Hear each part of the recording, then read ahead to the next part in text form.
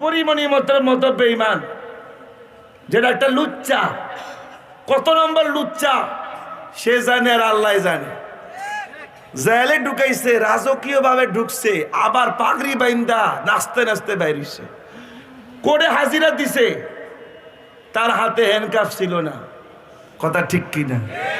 যখন মিডিয়ারা লারা দিছে, কইছে হ্যাঁ কয়ে দিন কারা কারা কাস্টমার আসছিলা। আল্লাহ বলবে আর কি অপরাধ করছস বল। বলবে অকুন্না নুকাযিবু বিয়াউমিদ্দিন, দিনের ব্যাপারে তুহমত দিছি, আলেম উলামাদের ষড়যন্ত্র করছি।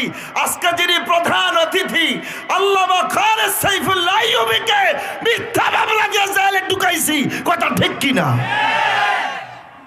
এই নাফরমানেরা স্বীকার করবে, স্বীকার করবে। দেখছি বাবারা আমার, নেতারা জেলে যায়, পরিমণি মতো বেঈমান, যেটা একটা লুচ্চা। কত নম্বর লুচ্চা সে জানে আর আল্লাহ জানে। জেলে ঢুকাইছে, রাজকীয় ভাবে ঢুকছে, আবার পাগড়ি বাইন্দা নাচতে নাচতে বাইরিছে।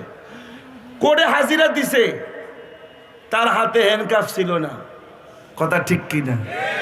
যখন মিডিয়ারা লারা দিছে, কইছে হ্যাঁ কয়ে দিন কারা কারা কাস্টমার আসছিলা। ঠিক নেই, বয়ার হ্যান্ডকাফ লাগাইছে না।